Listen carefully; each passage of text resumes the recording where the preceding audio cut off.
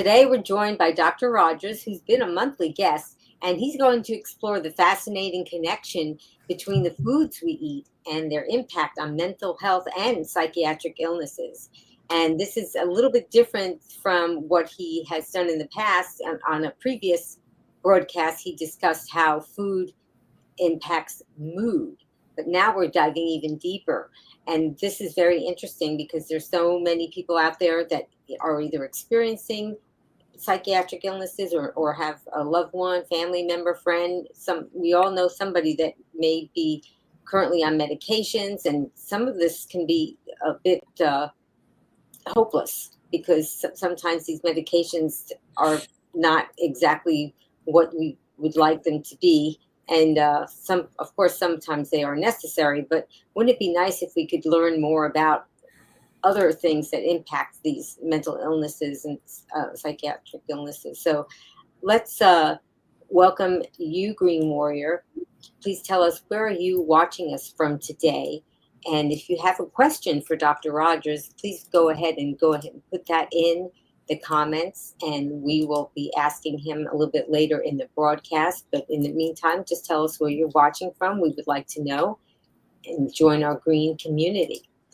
So, Dr. Rogers, what I like to do is just have one true or false question, and then we're going to get on with your presentation. It's time for True or False on Be Green with Amy Live. Answer true or false to Amy's questions in the comments below, and Amy will ask our guest for the expert answer. All right, Green Warrior, true or false, the foods you eat can directly influence your mood and mental health. So that's a broad question, but I'd like to see what your thoughts are about that. And you can answer true or false, and you can even put a comment in with that answer. And while the Green Warriors are doing that, Dr. Rogers, tell us a little bit about that before we get into your presentation.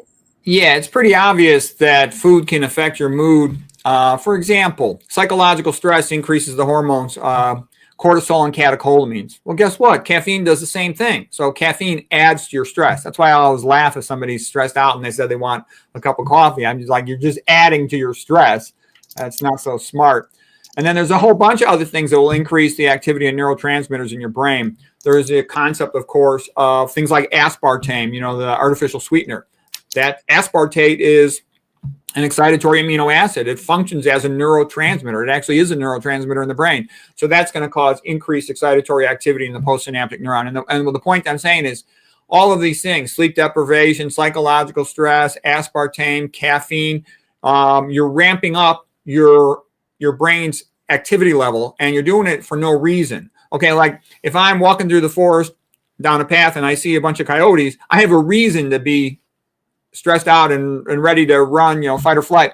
But if you're just doing it with caffeine, with aspartame, glyphosate, the stuff in the non-organic food, non-organic soy, for example, that's also an excitotoxin. Excitotoxin means it increases the activity of the neuron that receives that as a neurotransmitter. And there's a whole bunch of other things. So all these things are going to ramp up your level. So they're going to cause insomnia. They have a tendency to cause headaches. Insomnia puts you into a vicious cycle where then the next day your catecholamines and your cortisol are elevated. So you keep on staying in a hyper excited, agitated state. And a lot of young people find themselves in that pretty routinely. And it's bad. You don't want that. So that's just one example. There's a whole bunch more. I mean, believe me, I got a lot of stuff on this topic. Well, good. That's what we want to know, because there's a lot of questions that we have, and traditional medicine has not always been able to provide the answers. And so you have a presentation, and I'm not seeing it yet. I know that you're sharing your screen. Oh yeah, I do have it. You want me to share it? Here it is. Please. Okay. So Green Warriors, get ready for this presentation and let us know in the chat if you have any questions. While the presentation is going, I'll save all your questions in the chat. Okay, let's see what we have here. Okay, Dr. Rogers, you can begin. Okay, I'm going to start out with the concept of a parallel universe. So imagine these are two people, could be you and with someone you love, okay? And basically you're looking out over this other universe. And the little secret I'm going to tell you today is you can actually enter the other universe, and it's better than the one we currently function in most of the time when you understand it. Okay, so I kind of was reminded of the idea from Through the Looking Glass. the book by Lewis Carroll, that she could go to the other side of the mirror. The looking glass is the mirror, and see things from a totally different way. And I started getting this idea when I was looking at internal medicine. I got a little older. My kids are grown up. I sort of changed from being primarily a surgeon to primarily a neuroradiologist. And I had a little more time, and I'm reading through the books, and I'm like, oh my God, these internal medicine books, they're all stupid. They're all a joke. All the Ivy League textbooks, they're all stupid joke. And you say, well, how could I say that? That's so arrogant. And the reason I would say that the internal medicine textbooks are a joke is because for all the chronic diseases, they say about the same thing, and it's completely untrue and stupid. If you look up hypertension, it'll say, well, the vast majority of hypertension is of unknown cause, 90 to 95%. Therefore, it's called essential hypertension. You may also call it idiopathic hypertension. And you know what idiopathic means? It means the doctor's an idiot and the patient's pathetic, okay? So they say, well, we do know it's associated with aging. And we do know that it seems to be partly genetic. And it also, in some instances, appears to be related to socioeconomic disparity. And you're like, well, oh, gee, isn't that thoughtful? But it's a crock of BS, okay?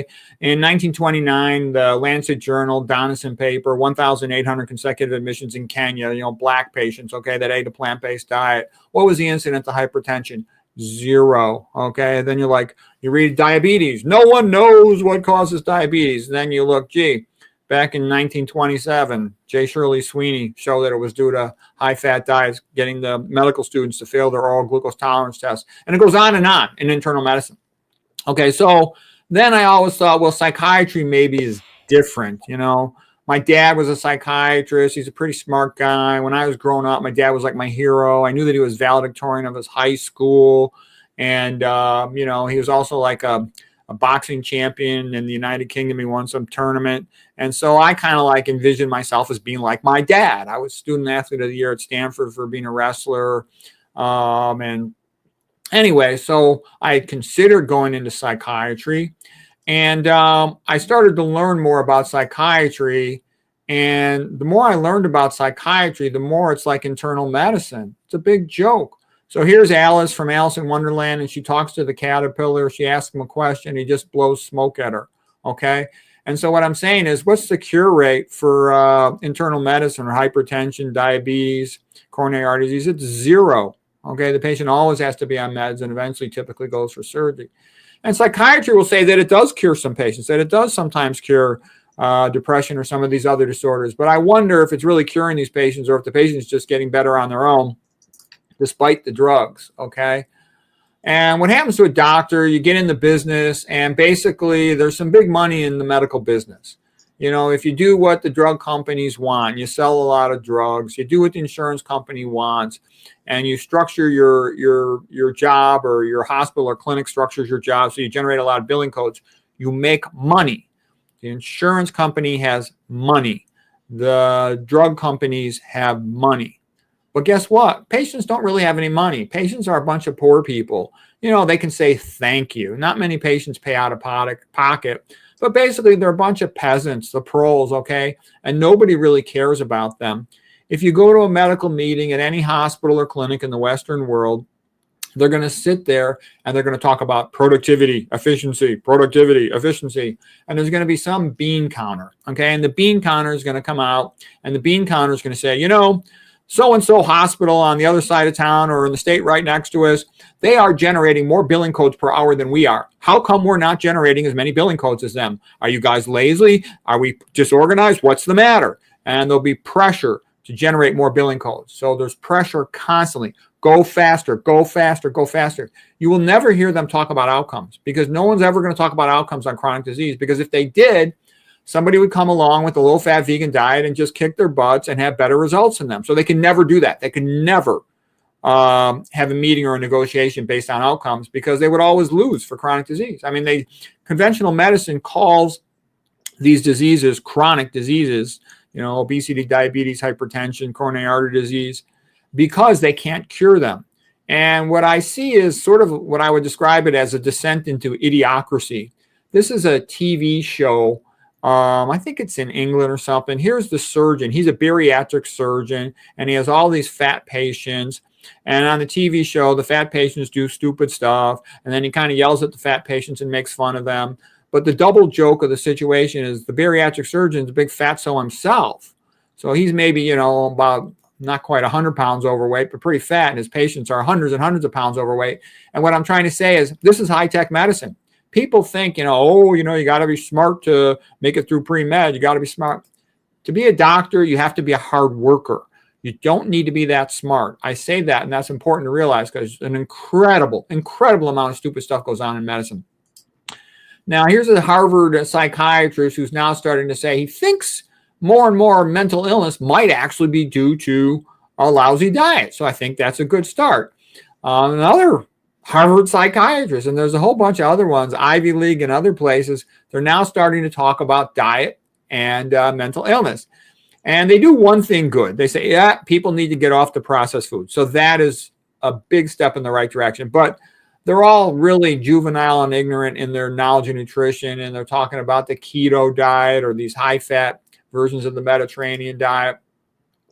One other just examples. This has come out of Boston. This is a lady named Ann McKee. She's a neuropathologist, looks at autopsied brains. She became very famous because all these NFL football players who had what is called chronic traumatic encephalopathy, dementia due to chronic head trauma, very much like the boxer's dilemma, dementia pugilista from fighting, head trauma.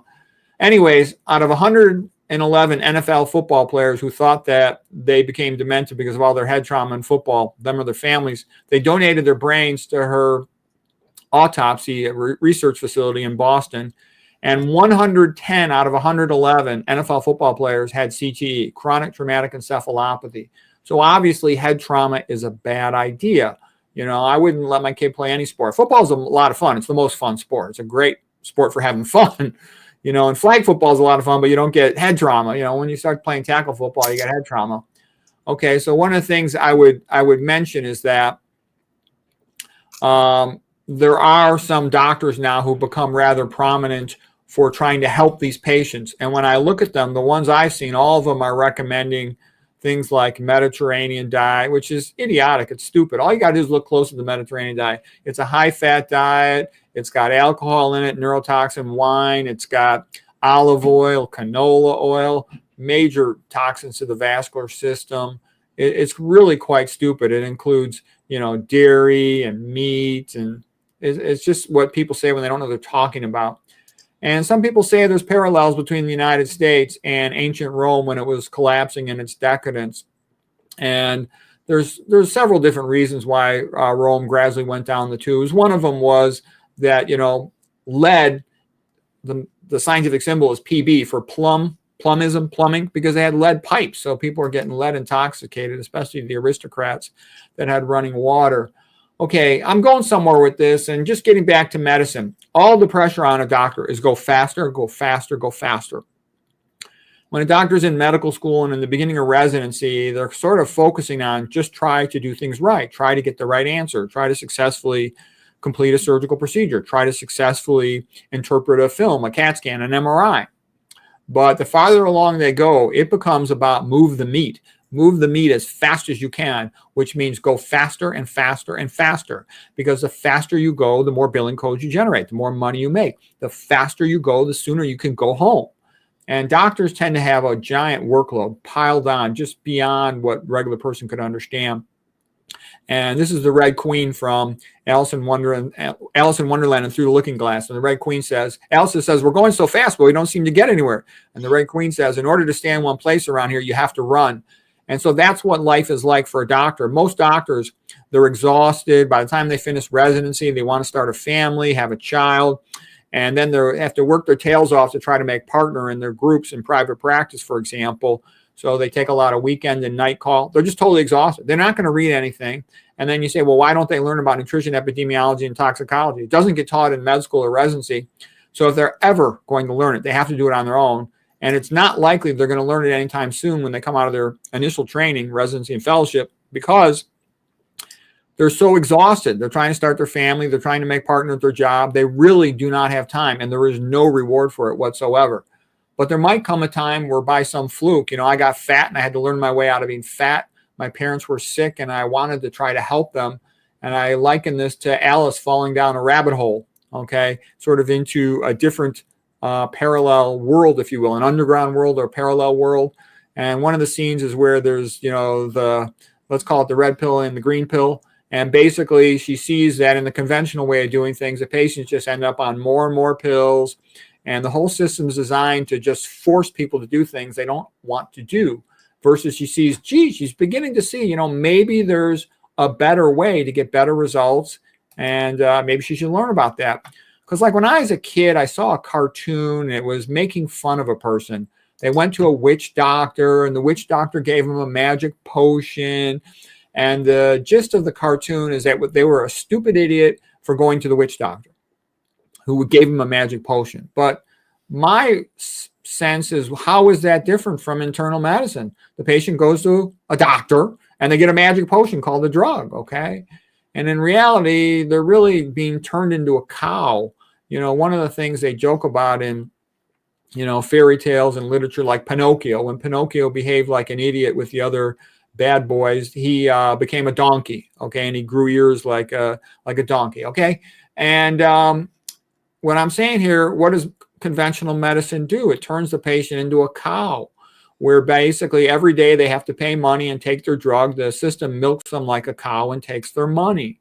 And they don't ever get better. And I wrote the word chump on the side of the cow because they're being a chump. They had a chance to be cured, and instead of being cured, now they're stuck on a pill every day that's going to have side effects. And when you look quite close at the scientific foundation for internal medicine, and what I more recently, I knew about internal medicine a long time ago, but my more recent studying of psychiatry, I actually kind of knew psychiatry was a joke for a long time, but it's the closer you look at psychiatry, the bigger joke it becomes. And the relevance is, if you've got a mood disorder or someone in your family has a so-called mental illness, you want to know about this parallel universe because it has a better chance to heal them and it's less likely to hurt them. So, the queen was always threatening Alice, and finally Alice says, oh, you're nothing but a pack of cards, okay?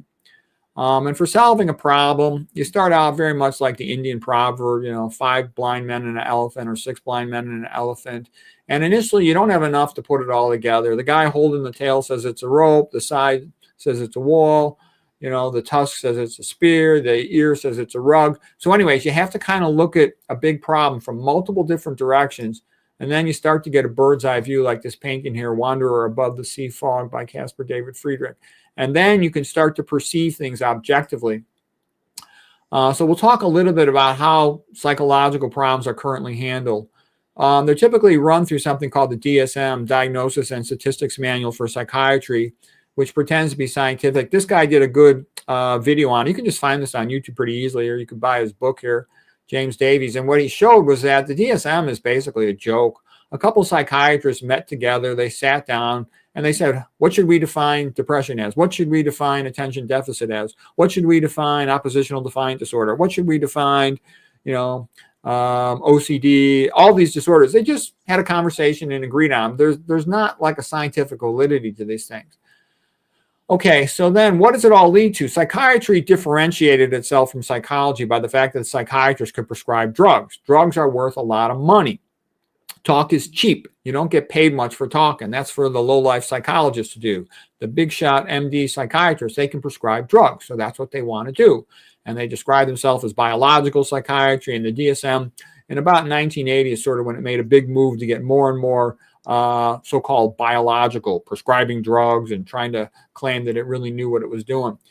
This guy right here is considered by a lot of people the best psychiatrist who ever lived. His name is Peter Breggin. He wrote a bunch of books. He was a Harvard-trained psychiatrist. One of his books is called Brain Disabling Treatments in Psychiatry, and he said that all psychiatric treatments cause a lobotomy. That's not a misstatement. All psychiatric treatments cause a lobotomy. He said all the drugs, either slowly or quickly, progress towards a lobotomy. He says electroshock is an electric lobotomy. There are surgical procedures that he says are surgical lobotomies. All right, so some drugs are worse than others, like the antipsychotics used to treat schizophrenia and psychotic breakdowns, as a prelude to schizophrenia. Those can rapidly cause a lobotomy, okay? Most of the other drugs, it's a more gradual process. And it's not just Breggin, it's anybody who studied the subject in some detail. This is another real smart lady, Grace Jackson. By the way, you just go on YouTube, just type their names, and you'll see videos by these people. They're pretty widely available. She's not as available in her videos, but she's a smart lady. She wrote this book, Drug-Induced Dementia. I read both of these books cover to cover. This one is sort of a more sophisticated analysis of the neuropathology. This is a more extensive summary of just the clinical outcomes. And they both show that psychiatric drugs are a disaster. The longer a person's on them, the more they essentially get like a lobotomy equivalent. Okay. Now, here's a guy, his name's Kyle Murphy. He himself had a psychotic episode when he was younger, and he almost had the equivalent of a mild chemical lobotomy, and he felt like he lost his personality, lost his memory, and then he tried to recover himself, and it took him years, but he said, you know what? This stuff almost killed me. I'm gonna use what I learned to try to help other people. So he runs this place called Alternative to Meds Center, and he has a good YouTube channel, Alternative to Meds. And I'm not telling you I agree with all his stuff. I haven't found any book by him, and I haven't watched all his videos, but I just watched a few, and there were some things I like. Okay, this is from his website. They test the patient when they come in for heavy metals and other neurotoxins.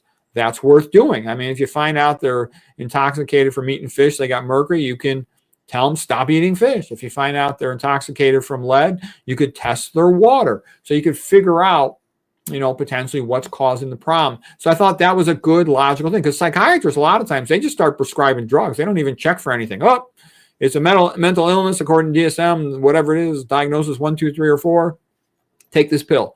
Versus I like this idea of start doing some lab tests on the patient, try to find out if there is, an organic cause, something fixable. Okay, this guy, Robert Whitaker, he's written a real good book here, and he summarizes a lot of the complications of psychiatric drugs. He goes through how all these kids are messed up from taking these stimulants like Ritalin, and he goes through all the problems, benzodiazepine.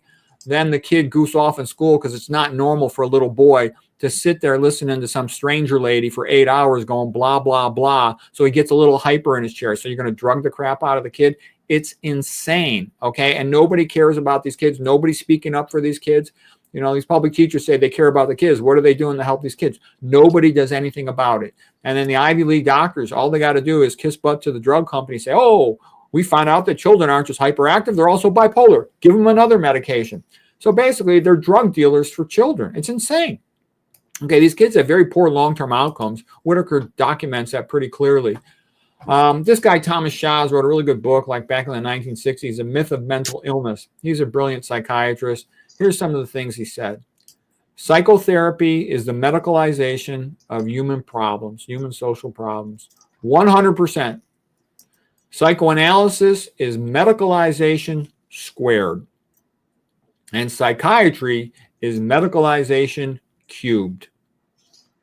Mental hospitals are cemeteries for the living dead.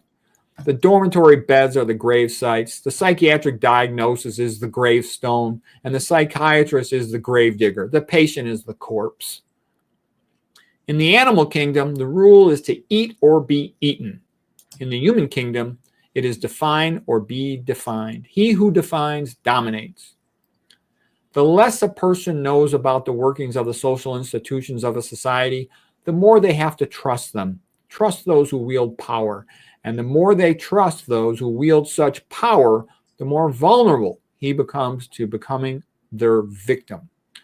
Okay? Because I see that all the time. These, country rubes, country bumpkins walk into these big giant hospitals. They look like the modern cathedral of science. Okay? And they're all impressed at all the bells and whistles. Oh, what a big CAT scanner you have, my dear. What a big MRI machine you have, my dear. What a big operating room you have. Wow, this is so impressive. Yeah, the better to take all your money, you stupid chump. Okay, Schaas continues. Those who suffer from and complain of their own behavior are usually classified as neurotic. Those whose behavior makes others suffer are usually classified as psychotic. In the past, men created witches. Now they create mental patients. Psychiatry belongs in the same category as astrology. It is pseudoscience. Pseudoscience, that is a correct statement. Saying a patient has a mental illness is very similar to saying they are possessed by the devil. Giving children medications for psychiatric conditions is not treatment. It is poisoning. Self-respect to the soul is as oxygen to the body. Deprive a person of oxygen and you kill his body. Deprive him of self-respect and you kill his spirit. As the internal combustion engine runs on gasoline, so the person runs on self-esteem. If he's full of it, he's good for the long run. If he's partly filled, he'll soon need to be refueled. And if he's empty, he will come to a stop. Clear thinking requires courage rather than intelligence. Jung and Adler, they were an improvement on Freud, but they don't go far enough. The key is meaning. Meaning is what sets people free. That's a true big statement. I'll just show you one guy here, Peter Gochke. He's got videos online talking about psychiatry, and he's considered like the most brilliant medical statistician in the world. He worked with Cochrane Collaboration. And his book, what does he say? He says, you should not go to a psychiatrist if you have a mental health issue. They're going to drug the crap out of you. Okay. A little bit of a contemporary book here. I'm going to show you a couple things before I get to the treatment stuff. This guy, Jonathan Haidt, he wrote a book called The Anxious Generation about how parents give their children cell phones at too young of an age. And the more the kid uses a cell phone and social media, these smartphones, so-called smartphones on the internet, the more messed up the kid gets. The worse their academic performance, the worse their personal resilience, the worse their social skills, their academic skills, the less they read. And I saw this. There was a big argument between my wife and me when my daughter was in grade school. And my wife insisted on buying her a cell phone. I'm like, no, don't do that. And she's like, I have to know where she is. She has to be able to call me. I'm like, she can call you with her friend's phone. Because my daughter was real smart. Out of all my kids, she was the smartest one. And my wife's like, no. The kid needs a phone. You stay out of it. You're never here. You're always working anyways. So she bought the kid a phone. I can tell you, my daughter never, ever read a book again after that on her own. Never, ever discussed a book with me. Okay. And I used to have to go to my kids' room. They would sleep with the cell phone. They would want to have the phone right next to their bed so they could answer a text message. I'm like, get the phone away from yourself. You can't have it near yourself. It's a low-power microwave transmitter. It causes brain damage. You sleep with that thing next to your head. So, and then you take a kid's phone away and they go into conniptions. They go crazy. So I hate cell phones. For about 10 years, I didn't have one. I didn't want one. I still don't want one.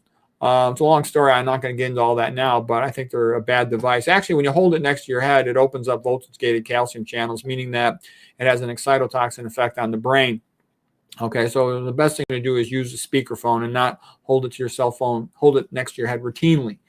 And the incidence of all the mental illnesses, they go up the more the kid uses a cell phone or social media. The incidence of substance abuse goes up, all this stuff, attention deficit, fragmented attention, learning disabilities, on and on and on. This lady wrote an interesting book recently. Her name is Abigail Schreier, and she talked about how the schools are using Freudian psychoanalysis on children. And what that's all about is the unique thing about Freudian psychoanalysis is the focus is on the past, always on the past. When you were a child, did your parents beat you up? Did your brother and sister beat you up? Were your parents drinking alcohol? So it's kind of a crazy thing, always trying to get you to focus on negative things from the past. And it's very damaging because the more you focus on anything, the more you obsess about it, the more you think about it, the bigger a focus of interest it becomes. And it just messes people up. If you went to the beach and you saw your name written on the sand, you would know an intelligent person who was literate, could read and write, wrote your name on the beach. The ocean didn't do it. The ocean makes these little indentations of the sand, but it can't form any type of meaningful word. Even your name, as short as 5 letters, it had to be done by an intelligent person.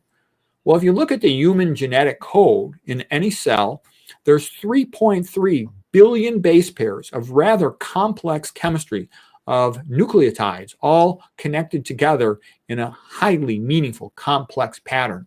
It's billions of times more complex than any computer program, okay? How did that write itself? Where did that information come from? Primordial soup? That's long ago been shown to be a big joke, okay? You can't write a 3.3 billion base pair letter book of infinite complexity unless you have an infinite genius mind doing it, okay? You get the smartest scientists in the world, they dedicate their entire life to studying something in biology, and they discover maybe one thing if they're lucky, win a Nobel Prize. What I'm trying to say is that's a drop in the ocean compared to what there is to know. So there's no way it all just happens spontaneously. Okay, and that's relevant because, this biblical worldview of man created in the image of God says that he's part divine as well as part beast, certainly, but because he's part divine, he deserves respect, he deserves kindness. Like Jesus Christus said, that which you do to the least of my brethren, you do unto me. So be nice to everybody. That's good advice. Also, because God is a creator, we're created in his image, we can be creators. Okay, and the universe was made in a rational way, therefore it's a rational universe, therefore we can study it and learn. And all men are equal in the eyes of God, therefore they're all worthy of respect. That's the atheistic Darwinism says quite the opposite. Atheistic Darwinism says it is survival of the fittest, okay? And if you're not fit, then you deserve to die, okay? So basically, whoever's got the power, which in modern society is who's ever got the money for the most part, they have the right to do whatever they want to poor people. Poor people are, all humans aren't really anything special. They're no different than a chimpanzee, except they talk. So modern Western world has foolishly largely acquiesced to atheistic Darwinism, which says that there is no such thing as a human. A human is just a monkey that talks. They have no soul. They have no intrinsic value.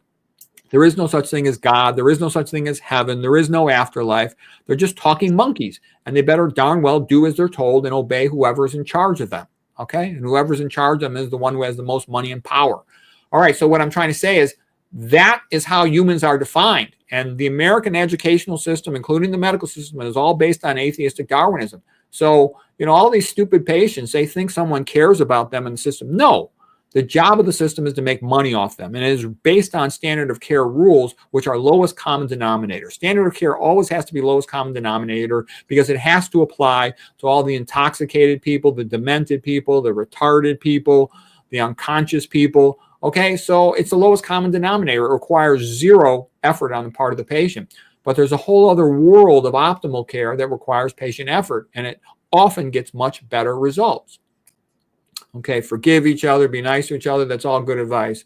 So I joke here that Jesus Christus curing the blind man who said, I was blind, but now I can see, is what happens to like a physician or anybody who starts to study chronic disease and psychiatric disease, and they go from not knowing nutrition, epidemiology, and toxicology to knowing it. With the psychiatric disease, it's more complex than that. But with internal medicine, that's how it is. With psychiatric disease, a little more complex, and I'm going to get into some of that complexity here today, but it's a big subject. So here's a pioneer in understanding this.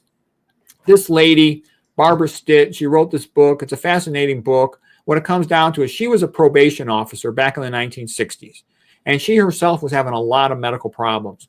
She was having episodes of rebound hypoglycemia, which she did not understand. They were making her quite ill. She was having some other food reaction problems that were making her kind of out of control. She knew that her mood swings were very volatile. Her family friends were very pissed off at her, and she could not control her own behavior, and it frightened her. She luckily found a physician who knew nutrition and was able to help her. And she got better, and as she got better, she's like, wow, that really helped me. I can control my behavior now. I'm happier. Okay, and she said, I wonder, she was a probation officer. She said, I wonder if I could apply that to my probationer clients. Okay, so she started having her probationer clients undergo testing with this doctor who knew nutrition, where they would test for heavy metals and other neurotoxins. In addition, she started working with them on their diet. And what she found was, she said that virtually all of her probation clients, people who had been arrested and were out on probation, she said they were junk food junkies or they were alcoholics. So they had to stop drinking alcohol, and she wanted to eat whole food. She didn't put them on a vegan diet, but she put them on a whole food diet of plants and animal foods, naturally occurring foods, so to speak. And she got incredibly good results. In the same time trial where there would be like a 70+% recidivism, rearrest rate of the probationer clients, her group would only have 11%. And she would say those are the ones who didn't follow her advice. So she started becoming famous for having the best results in taking probationers and helping them to rehabilitate their lives and never get arrested again. And she claims that it was only about 11% if you followed them out around 10 years. So those are incredibly good results. And, she came out of the 1960s and 1970s. Then this book came out in the early 1970s, The Feingold Diet for Hyperactive Children. And Ben Feingold was a pediatrician, I think in California. And he came to the conclusion after working with a lot of kids, he was also trained as an allergist, that if he could get the kids to avoid the processed food, with the food dyes and the preservatives, the kids did tremendously better. And he got quite good results. And so that was the Feingold diet. And there was some awareness of that. Back then, they called people hyperactive. They weren't using attention deficit that much until in the 1980s. That started becoming popular. And this lady started working in a similar tradition. Her name is Doris Rapp, and you can watch this. This is available on YouTube. She was interviewed on the Phil Donahue show with a whole bunch of her patients who had volunteered to be on the show. She's board certified in allergy medicine and pediatrics and in environmental medicine. She's a real smart lady. And what she noticed is some people just have big reactions to certain foods, also to certain environmental chemicals. And her point was, if you could figure out what the kid's reacting to, what food makes the kid sick, or you could figure out what chemical in the environment makes the kid sick, the kid could learn to avoid that food or that chemical, and the child could often return to normal, or certainly at least not have more progressive episodes, because these episodes would get these kids in big trouble. They would get kicked out of school, or they'd get arrested. They end up in jail. They end up being, polypharmacy psych patients. So she's a smart lady. I read her book. Here's one of her books, Our Toxic World. And I read a lot about chemistry. This is a rather sophisticated book about all the different chemical exposures that tend to occur to a person in their home, in a school, outdoors, etc. And it's basically like a Sherlock Holmes cookbook of how do you figure out what chemical exposure is causing your problem. So it's a bit of a dry book, but it's good.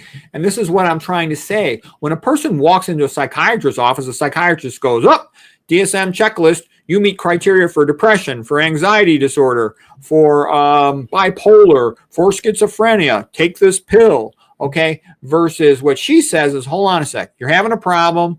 Yes, there's a social context, but let's also check you for heavy metals, for neurotoxins. Let's go through your day. When do you have these episodes of especially being bad? And I think that's a very intelligent thing to do, because you got a chance to hit a home run to cure the kid for life. Why not go for it right in the beginning? Go for it, okay?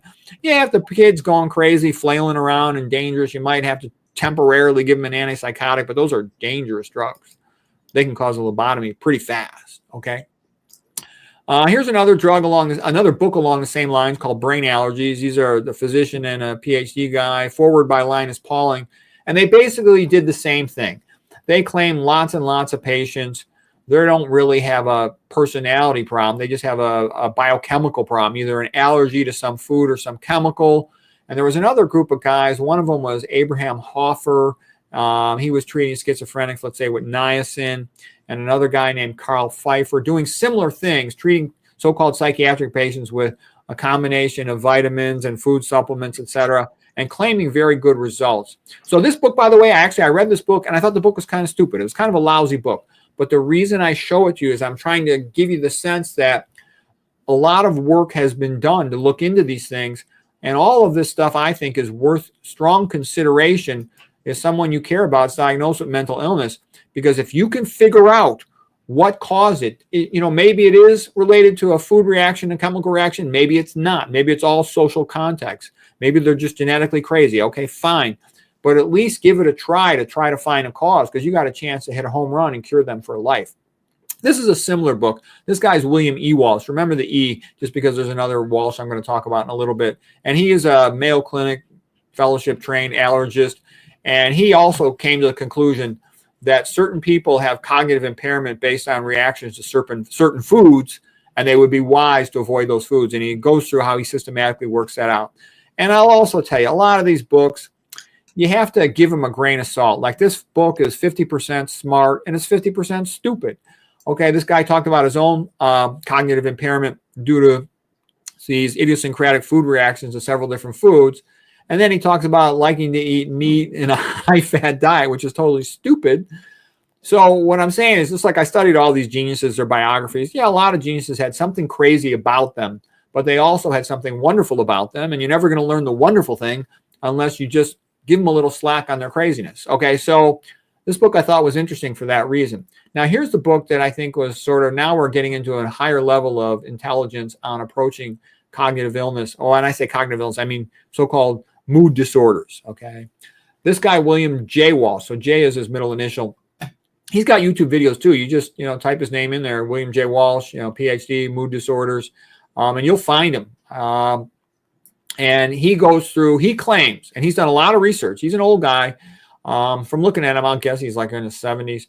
He claims he's got over 30,000 patients that they've carefully typed out their biochemistry related to mood disorders and cognitive disorders. And he goes through all that undermethylation, overmethylation, underacetylation, overacetylation, and he goes through parole pathways. He goes through a lot of stuff.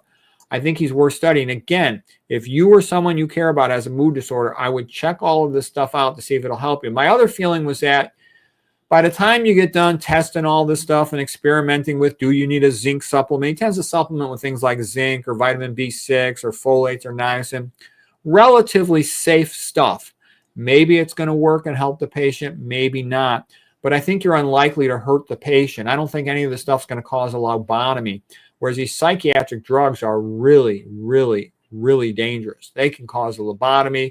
They can cause, suicide attempts. They can cause a total personality change, and the patient get themselves in trouble for violent behavior. They can really, really hurt a person very badly. Psychiatry as a field is a dangerous joke. Okay, so that's all my slides, and I'm just letting you know this parallel universe exists out there to check their methylation status, their acetylation status, their parole status. When I say parole, I'm talking about Pyrrole. It's a chemical. I'm not talking about Barbara Stitz work. So you can do a lot of things, and then, Doris Rapp's book, you can go through all those things to figure out maybe you'll get lucky and you say, oh, gee, the kid is responding to this. We'll just have the kid avoid this, and the kid gets better. Otherwise, if you just go to a psychiatrist, here's your diagnosis, drug for life, polypharmacy, lobotomy, brain dead, never was able to do anything with their life. So I thought that was rather encouraging.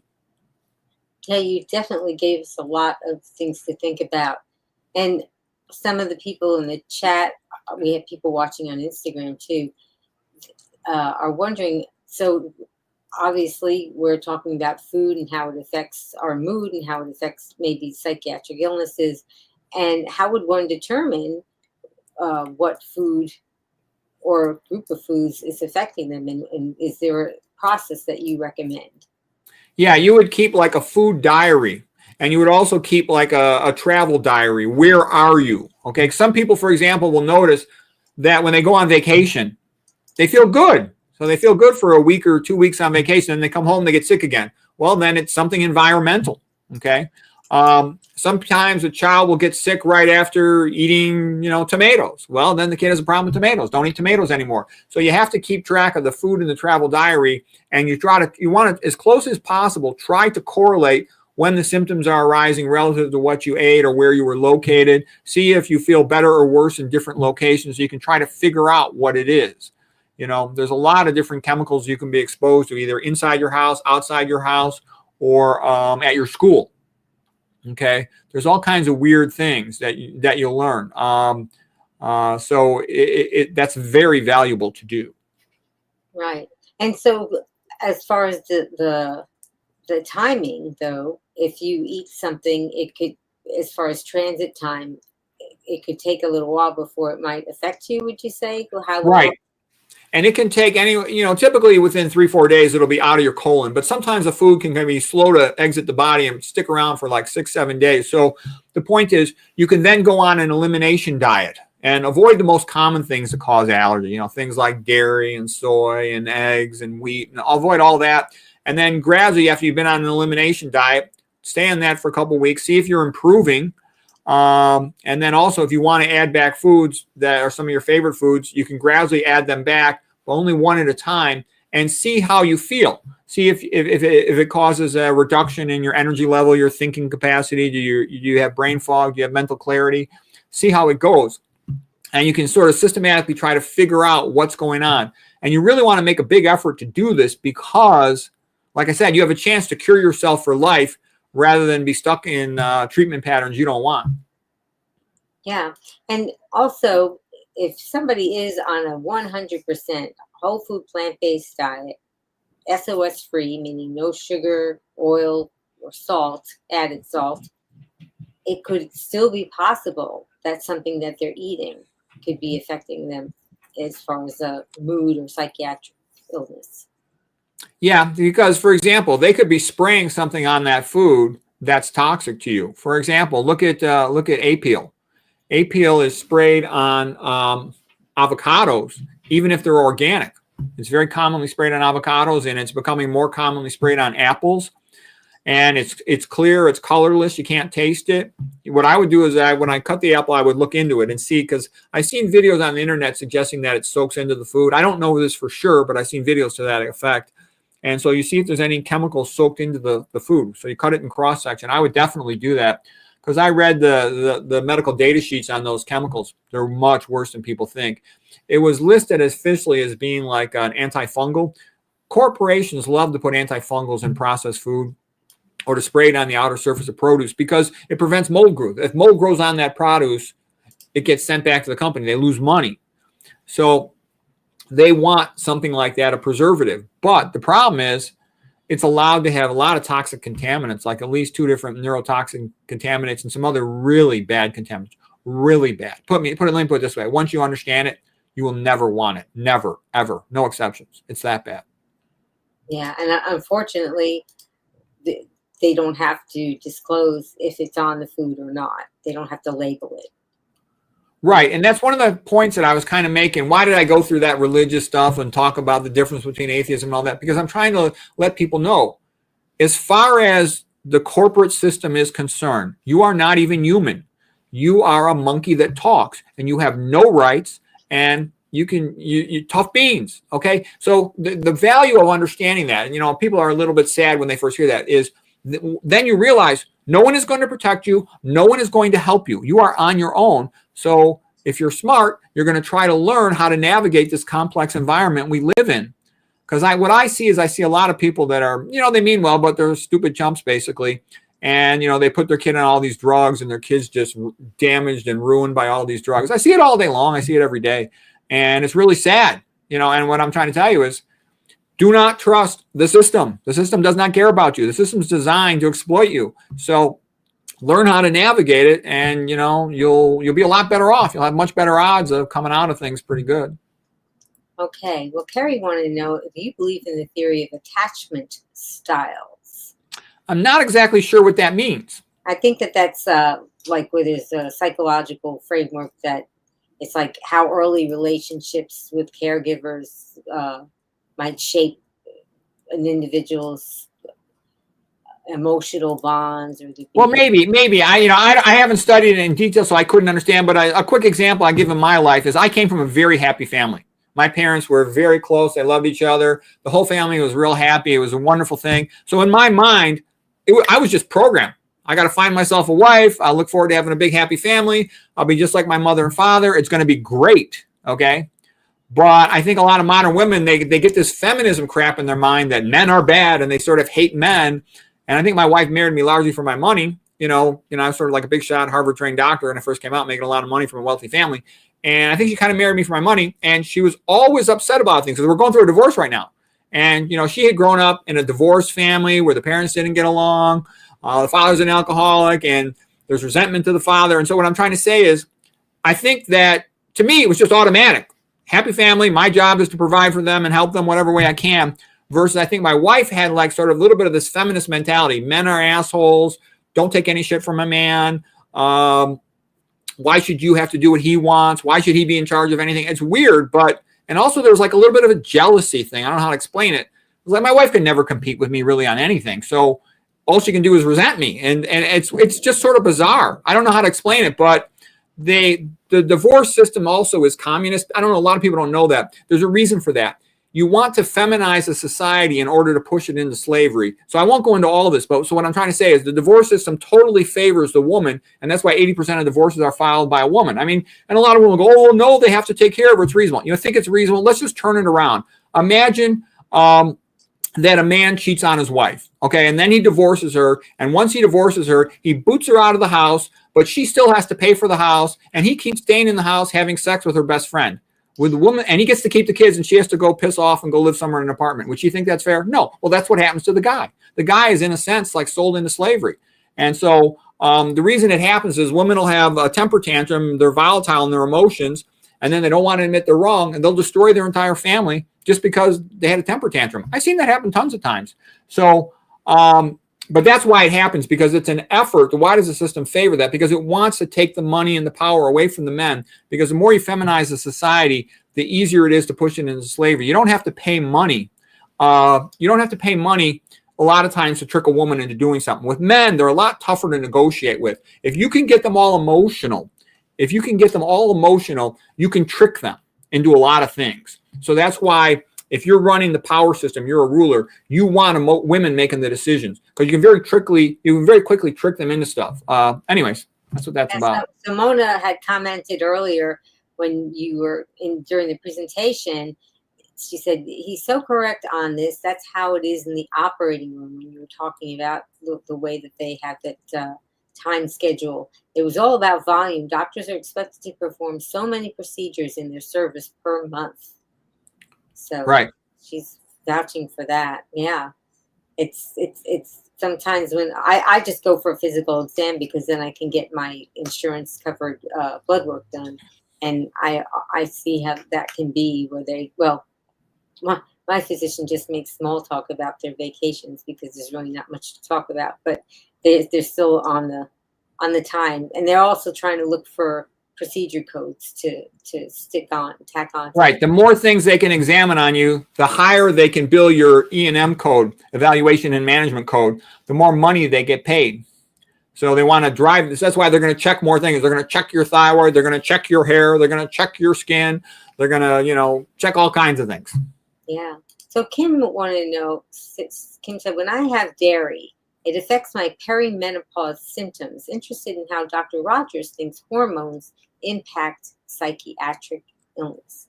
Yeah, I would stay away from dairy. There's no animal that drinks milk after it's been weaned.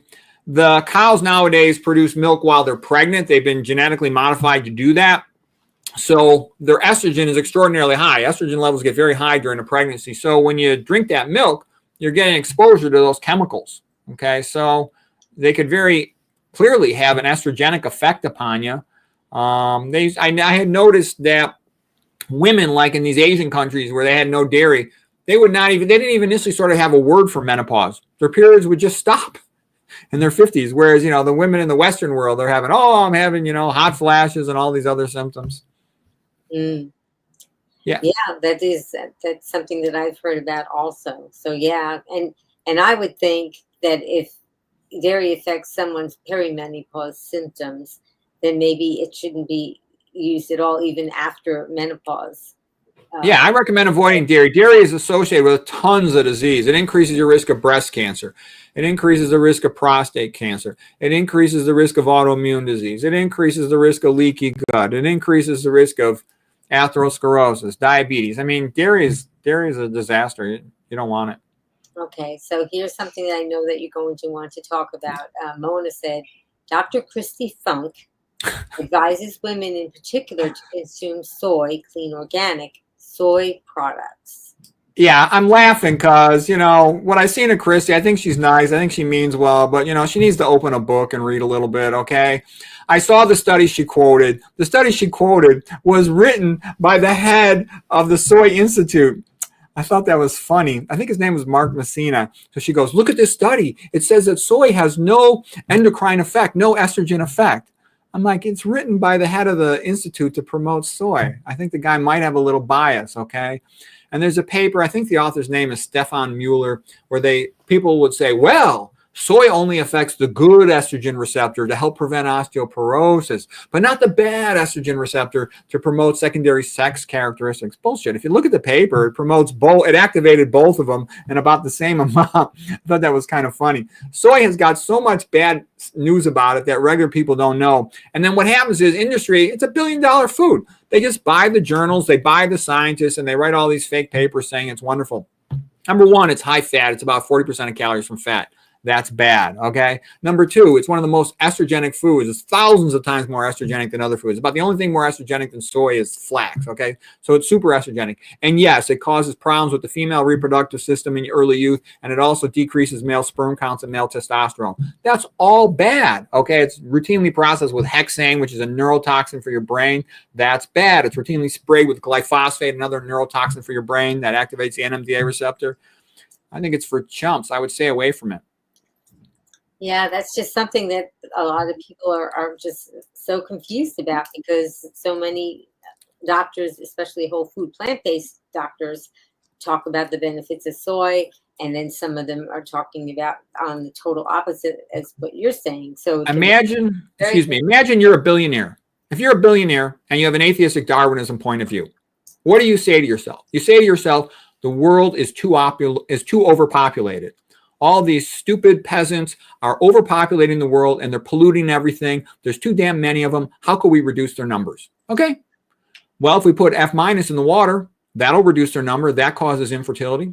Well, guess what? If we put aluminum in the water, that also causes infertility. We'll reduce their numbers a little more. Let's subsidize soy. We'll cull the herd, decrease the number of these vermin, okay? Let's have them eat soy, subsidize that. What else could we subsidize? Oh, subsidize atrazine as the herbicide we spray on the corn. That also causes infertility. That's great. What else could we subsidize? Okay, so what I'm trying to tell you is these are mechanisms, in my opinion, based on a lot of study, to sterilize the proles, okay? There's too damn many proles. They're polluting the water. They're polluting all this. I wouldn't touch any of it. And look, you can do whatever you want. I'm giving you my opinion based on a lot of study. You can take it or leave it, okay? So Mona just wants to clarify, what about edamame? Well, the less processed, the better, but I still wouldn't touch the stuff. Like I said, it's high fat. It's high in protein. It's still going to have estrogenic effects. I wouldn't mess around with it. I mean, what's the purpose of soy? Like I said, you ever see my picture? I drew a picture of a woman, okay? A woman, she's got big breasts. She's got a Virginia down below. I can understand why she's got high estrogen levels, okay? Versus, have you seen a picture of a soy plant with the leaves? You ever look at a soy plant? Where's the breasts? I don't see any breasts on a soy plant. I look at the bottom of the soy plant. I don't see a Virginia, okay? So what I'm saying is, why does the soy plant have such high estrogen levels off the frickin' charts? Why? Because it's pissed off. It doesn't want to be eaten. Some plants, you eat the bear walks 3 miles down the path, it takes a defecation, and it grows a new berry plant. The berry wants to be eaten. It's a win-win. The soy plant's like, stop eating me. You're going to keep eating me? Well, guess what? I'm going to do something to you. I'm going to make so much estrogen that you're going to be infertile, that you're going to be hypothyroid. Go screw yourself. Stop eating me, okay? You're not going to reproduce, okay? The soy is fighting back with these estrogenic chemicals to poison the animal that eats it. And these stupid low IQ people, they're all eating it and they're poisoning themselves. That's what I'm saying. So Karen wants to know, how long does it take to see mental health improvements from dietary changes? Well, I think you'll often see mood changes pretty quick, because one of the things you'll notice is just go to the comment section on all these nutrition sites. And what you'll see typically is all these vegans trying to help each other and say, oh, I learned this and try this. And then you see all these paleo keto carnivores swearing and yelling and insulting everybody. Notice how terrible they behave. And I believe that the high meat and processed food diet makes people more aggressive and nasty. I think that's part of it.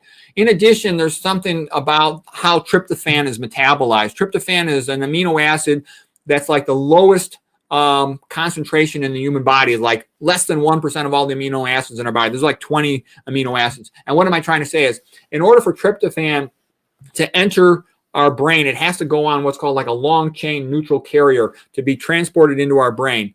The more protein a person eats, the less tryptophan makes it into our brain. Tryptophan is used in our brain to make serotonin, for example, a mood-enhancing neurotransmitter. So the theory is that when you eat high-protein diets, you actually prevent tryptophan from getting into the brain, and it causes a decrease in mood, a decrease in happiness, if you will.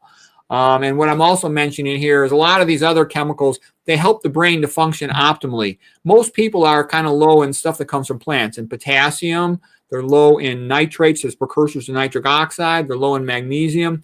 M for magnesium is also M for mellow. It blocks the NMDA receptor. That's the receptor that glutamate binds to allow calcium to come into the postsynaptic neuron. And so they help prevent overexcitability. Overexcitability in this context, what I'm talking about is they prevent the neurons from being stimulated for no reason. So they help decrease anxiety. And paradoxically, from that same things that cause anxiety, you can also get depression. So your brain functions better. It functions more normally on a plant-based diet. That's just some examples. Plus, animals eat higher on the food chain, so they tend to bioaccumulate more herbicides and pesticides that have neurotoxic effects. That's another part of it. Not to mention high-fat diets cause a little bit of cerebral hypoxia in comparison. Right, and you talk about having 10% fat, a low-fat whole food plant. Yeah, I personally eat a very low-fat diet, 10% or less, and I would say a lot of people say, well, you can make the target of dietary fat, at least keep it below 15%. Because when you start getting up over 15%, you start seeing more and more obesity, more and more insulin resistance. And you can ask yourself a lot of these questions. Look at these Asians, okay? Okay.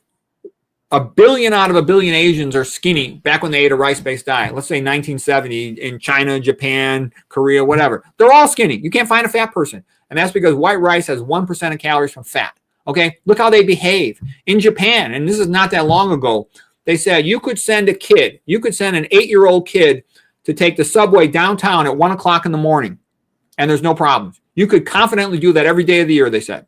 And so what I'm saying is, why are they so well behaved? Okay, they're eating more of a plant-based diet. Japan's starting to have problems now as they're having more fast food places and they're having more fried food and some dairy. They're westernizing their diet and they're starting to become fat and sick, and more of them are going bald too. So baldness is a complex thing. I don't really want to get into that. Okay, it's a complex thing, but I think you see my point. The plant-based diet and the low-fat diet in particular, there's a lot of health benefits to it.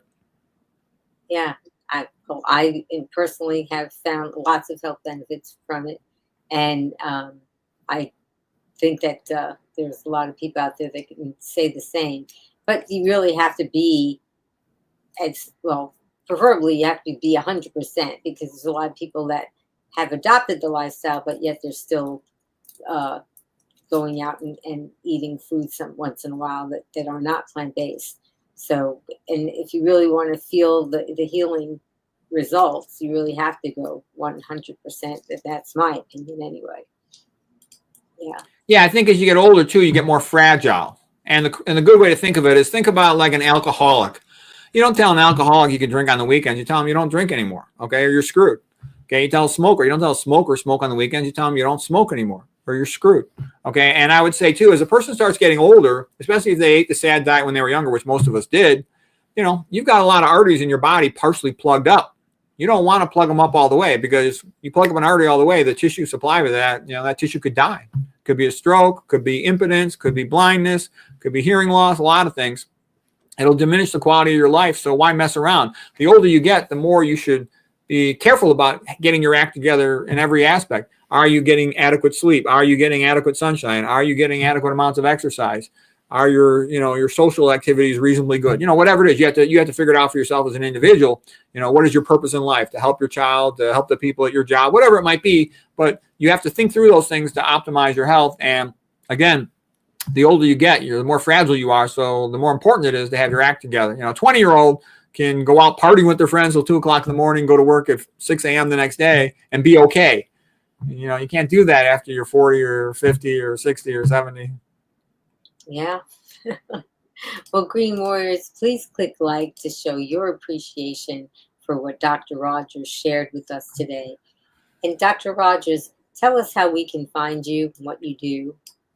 Okay, yeah, I have a YouTube channel called Peter Rogers MD. I also, here, I'll show you something. I've written a bunch of books. I've written about 20 books.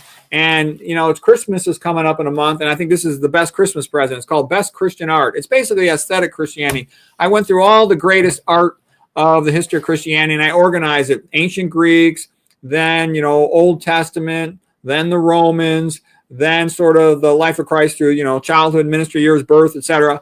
And then subsequent to that, the Middle Ages, the Renaissance, the so-called Enlightenment, the Victorian Renaissance, all of these things. So that's a beautiful book. And also, I believe that it's important to transmit culture. So I don't just teach, nutrition is the main thing on my YouTube channel by far. That's probably like 4 out of 5 videos. But I'll also teach history, art, psychology, philosophy, and study skills is probably the thing that I was best at. I was like first in my medical school class and stuff. And I had seen that people who learn study skills, they do dramatically better in school. They don't teach that to anybody in the high schools, the grade schools. It's ridiculous. It's the most important thing to learn. Learning good study skills, because then you were able to learn anything a lot faster. Okay. I was done with my medical residency boards in diagnostic radiology, like in an hour and 10 minutes on a 4.5-hour test with a perfect score. I just tell you that because And I wasn't even a good student in high school. I was like an average student in high school. I never took an honors class. I was an athlete. That's what I cared about. So I just tell you these things because I see lots of people, they're sad and they're disappointed. They don't reach their goals in life. And it's because they don't know what to do and they don't have anybody to coach them. So what I'm saying is a lot of things are changeable. You can't make yourself 7 feet tall and be good at basketball, but you can make yourself a much better student. Okay. And you can make yourself not fat if you eat a low fat diet, rice, white rice, potatoes, sweet potatoes are 1% of your calories from fat. That's it. The lower the percent of calories from fat, the skinnier you are. So there's a lot of things you can do, and you just need to learn about them if you want to. Yes, and I am a testament to that, and so is my husband. So we lost over 130 pounds combined, and that was in 2012, and we're still going strong, and we should feel worse today than we did over a decade ago, but we actually are stronger and more resilient. So it is a definite testament, and a lot of my clients are learning that also as they adopt the plant-based diet and lose the weight and also get off medications, which is invaluable. So, Dr. Rogers, I really wanted to thank you for sharing your insights on how food impacts mental health and helping us better understand the connection between diet and psychiatric wellness. Thanks. Yeah. So what would your final take-home message be for our Green Warriors? Well, like I said, I described a parallel universe. In the old days when I was young, my father was a psychiatrist. All there was maybe go to a psychologist, but they didn't have any respect for the psychologist. You're going to a psychiatrist, and they're going to give you a drug, and they know what they're doing. Each disease is caused by a different neurotransmitter, and the drug changes the neurotransmitter. That's turned out to all be BS. They never knew that to be true. It's not true, and they can't really change it in a useful way. The whole psychiatry field of drugs is bogus. So I'm sorry to say this, but my father was a fraud. And that makes me sad to say it because he was a good man. He did the best he could. And I know what happens is these psychiatrists working in private practice in these small places, they get these pronouncements in the journals from the Ivy League doctors, and the Ivy League and the big name medical centers say, we just tested 10,000 patients and it's become clear this drug is obviously helpful. They don't tell you that the study was rigged and how it was set up. And so he's like, well, it's my job as a practicing psychiatrist. I must prescribe this drug. And a lot of patients get better on their own, and they tend to attribute the patient's improvement to the drug effect, but it wasn't the drug effect. It was a placebo effect. Once they started doing more placebo studies, they would often not do much in the placebo work. They started doing placebo studies. They're like, gee, the placebo patients are doing just as well or better. So I think there's a reason why they were tricked into thinking these drugs work. But the more you look at them, they don't work. And then you start looking at all the side effects, and they try to cover that up. And a lot of these problems at the schools and elsewhere, they're because of side effects of these drugs. They're actually terrible. They're so much worse than you can imagine. I'm not going to go into all that today. That requires big lectures. But watch Whitaker, watch Bregan, go to Dr. Joseph's site. You'll be amazed. Oh my God, how bad the side effects are of those drugs. They basically, like I said, Bregan's telling the truth, and so is Grace Jackson, and so are the other ones, Joanna Moncrief. They're telling you the truth. They cause a progressive chemical lobotomy. Well, Green Warrior, tell us what you're going to remember about today's presentation. Type that in the chat so when people come along in the future, they can read about what we're talking about today and take another look. And I also wanted to thank Just Task Voice. She did the promos and the thumbnails and the countdown. And Just Task Voice, tell us who's coming up next. Do you want to learn how to heal your thyroid naturally? Join us as Jennifer shares her powerful journey, recovery protocols, and wraps it all up with a delicious recipe demo to support your health. Wednesday, December 4th, 3 p.m. Eastern, noon Pacific, on Be Green with Amy Live. Well, most of all, I want to thank you, Green Warrior, for joining us today. Your engagement and your support make these discussions meaningful and impactful, and I really hope you're feeling inspired to take a closer look at your food choices and make some positive changes to your health and well-being and your mental well-being. Because remember, every bite that we take is an opportunity to nourish our bodies and our minds. And like Dr. Rogers, become the healthiest versions of ourselves. And please stay tuned for more empowering content. Please subscribe to my channel. Check out Dr. Rogers' YouTube. And share our message with others who you think can benefit, because together as Green Warriors, we can make a meaningful difference in the world. And as a special thank you to all of you, I'm offering you 5 free recipes. And if you go to my website, begreenwithamy.com/join, I'll send them to you. And they're whole food, plant-based, SOS-free, sugar, oil, or salt-free recipes that I enjoy almost all the time. I have a lot of these recipes on my table, and I hope that you will too. And I wanted to ask you, Green Warrior, if you would like to join me and Dr. Rogers. We're going to say my tagline, but you can type it in the comments and say it along with us. Are you ready, Dr. Rogers? Yeah. Okay. So until I see all of you again, remember, be strong, be well, and be green. green. Thanks, Dr. Rogers. Thank you, Green Warriors. We hope to see you very soon. Bye-bye. Now you can get 5 free whole food plant-based SOS-free recipes from Be Green with Amy. Just click on the link in the show notes and Amy will send you 5 free recipes, motivational quotes, and more so you can be strong, be well,